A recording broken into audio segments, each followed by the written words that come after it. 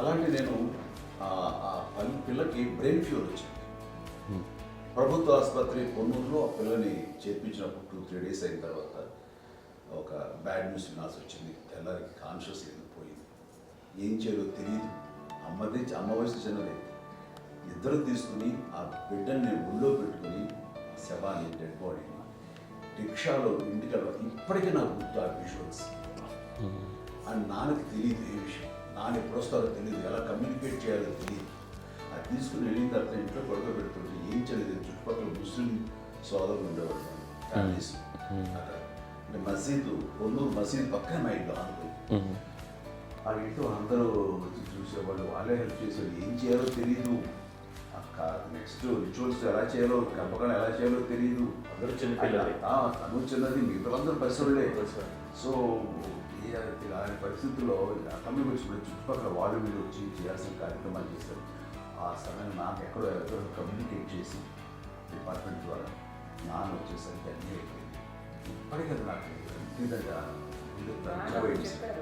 మేము ఇలా ఎన్ని పురుషులు ఎన్ని పుట్టినామంటే ఎలాంటి ఇది లేకుండా జాగ్రత్త అనే ఒక హెచ్చరికలాగా చేస్తూ అండ్ పంపించాలని సపోర్ట్ చేసి అండ్ ఇప్పుడైతే నా మీద నమ్ముకుంటే నేను ఏ నిర్ణయం తీసుకున్నా మరో మాట.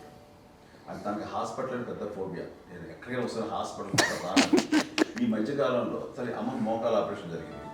అమ్మను కొంత బాధపడుతున్నావు, అసలు ఈ రోజున వచ్చిన మెడికల్ అడ్వాన్స్మెంట్లో నీకు అసలు ఏ బాధ తెలియకుండా మోకాల రీప్లేస్ చేస్తారు అని వీళ్ళందరూ చెప్పాలి భయపడతాను. ఎందుకంటే ఫస్ట్ ఎలా నాకు సపరేట్ అవుతాను, ఎలా చెప్పాలి తెలియదు.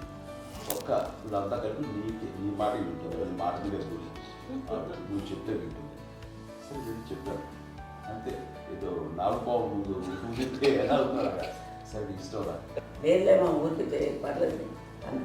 మళ్ళీ ఇంటికి వచ్చాక మళ్ళీ ఇంకొక తెప్పించి మిషన్ తెప్పించి మళ్ళీ టెస్ట్ చేయించి అందరూ బాగుంది, ఏమి లేదు అన్న తర్వాత అప్పుడు పుస్తకంతో పట్టడం ఏదో ఉంది, మమ్మల్ని టెస్ట్ చేయించాలని చెప్పి శ్రద్ధ ఎక్కువ. మీ పిల్లలకి సంగీతం, డాన్స్ నేర్పించారని విన్నాం, అది నిజమేనా? దానికేమో డాన్స్ నేర్పించడం అది నేర్చుకోలేదు, నాకు వచ్చేసి ఇప్పుడు డాన్సింగ్ స్టార్ ఎదిగారంటే అది మా పెద్ద చెల్లి విజయ కారణం. అప్పుడు తనకి 5 ఏళ్ళు, నాకు 9 ఏళ్ళు ఉంటాయి, ఉంటుంది 10-11 ఏళ్ళు ఉంటాయి నాకు.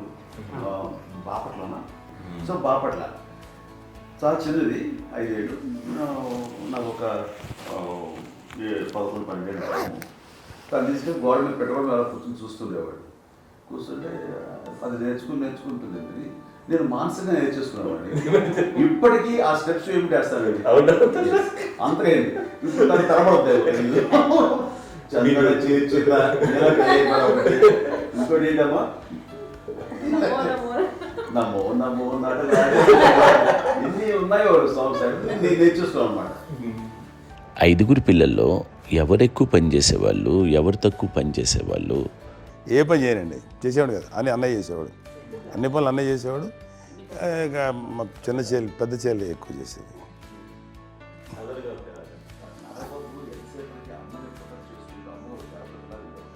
అదే అబద్ధం అండి, అది అన్నయ్య నన్ను గౌరవంగా మాట్లాడుతున్నాడు కానీ అన్నయ్య అవుట్ ఆఫ్ ప్రొటెక్షన్ మాట్లాడుతున్నాడు కానీ, అవుట్ ఆఫ్ మాట్లాడుతున్నాడు కానీ అసలు ఎప్పుడు ఏ పని చేయలే.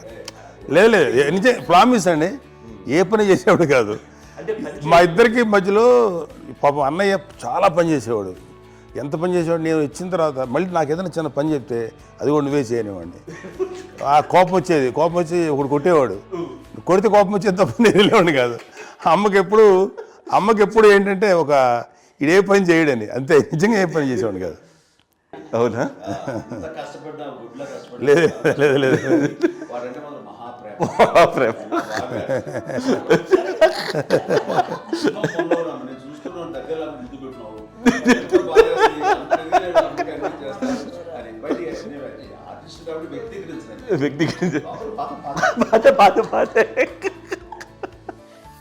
చిన్నది కాబట్టి చివరిది కాబట్టి తనంటే బుద్ధండి, నేను పెద్దోడు కాబట్టి నేను చదివి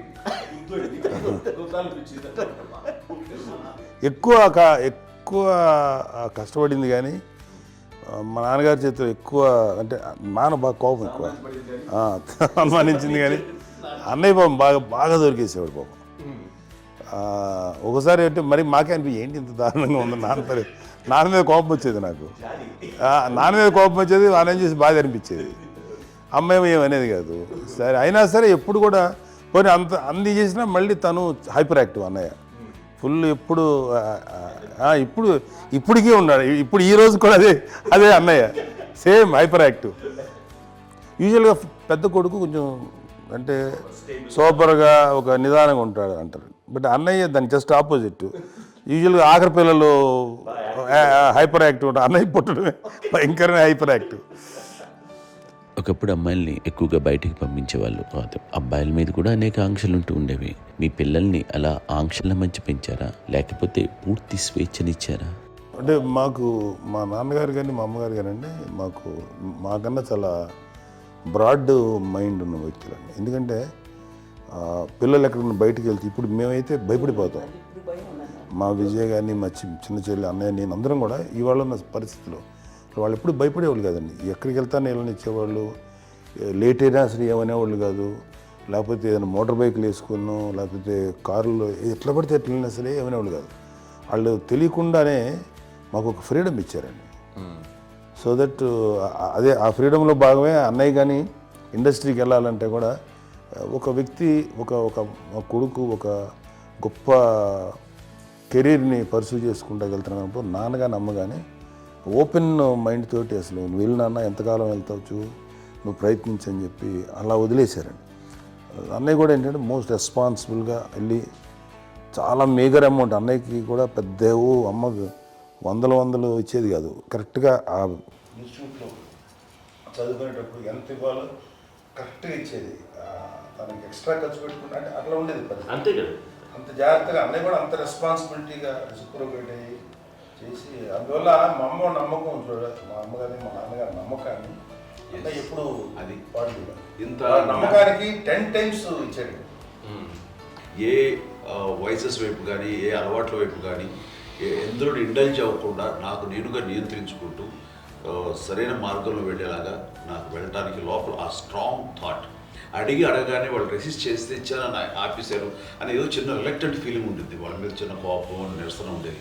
వాళ్ళు అలా లేకపోవడానికి వాళ్ళు వెంటనే అడిగిన వెంటనే జాగ్రత్త అనే నిర్ణయం ఉండేది. కానీ జాగ్రత్త అని హెచ్చరిక చేయడంతో నాకు మరింత బాధ్యత తిరిగి గుర్తు తిరిగి నేను నడుచుకుంటూ వెళ్ళాను. కాబట్టి అది నాకు ప్లస్ అయింది వాళ్ళ దగ్గర. అంటే మదర్ అంటే తల్లి అనే కాదు, మదర్ ఫిగర్ ఎవరిచ్చినా సరే అది నానైనా తల్లితో సమానం అనుకుంటాను. నాకు చెప్పినట్లుగా అట్లాగా అలిసిపోయి వచ్చిన నాకు కాళ్ళు నొక్కుతుంటే నాకు భయం వేసేసేది. ఆ తర్వాత పడుకో అది గదవాయించేవాడు, అది కూడా కోపం. అంటే ఉదాహరణ అంటే మళ్ళీ అదే నాకు తిడతారు, ఎందుకు కాదు పడుకుని ఎక్కడ నిద్ర వస్తాయండి నాన్న అంటే. సో ఆ రకంగా నాన్న తన ప్రేమ చూపిస్తుంటాను. ఆ తర్వాత గోండా టైప్లో కూడాను నేను ట్రైన్ కింద వెళ్తుంటే నాన్న అక్కడే ఉన్నారు, రాజమండ్రి దగ్గర ప్రాంతంలో. ఆయన చాలా కోపం చేస్తుంది, ఇలాంటి చేస్తుంటావు నువ్వు, ఏదైనా అయితే ఏంటి అనేది చెప్పి. ఏం పర్లేదన్నా ఏమవుతుందో అన్ని రకాల సేఫ్టీ అన్ని రకాల జాగ్రత్త తీసుకున్నాం. ఈ రోజు ఉన్నది సేఫ్టీ అప్పుడు లేదు. అయినా సరే రేపు పొద్దున నీ కొడుకులు ఇలాంటి పరిస్థితుల్లో నీకు తెలిసి వస్తారు అప్పుడు అనేవాడు. ఎన్నిసార్లు అనేవాళ్ళు నాకు నిజంగానే మగధీర టైంలో గుర్రం ఎక్కుని ఆ రోడ్డు మీద పడిపోయాడు అని అన్నప్పుడు ఆ ఫస్ట్ టైం ఆ ఫీలింగ్ కలిగింది.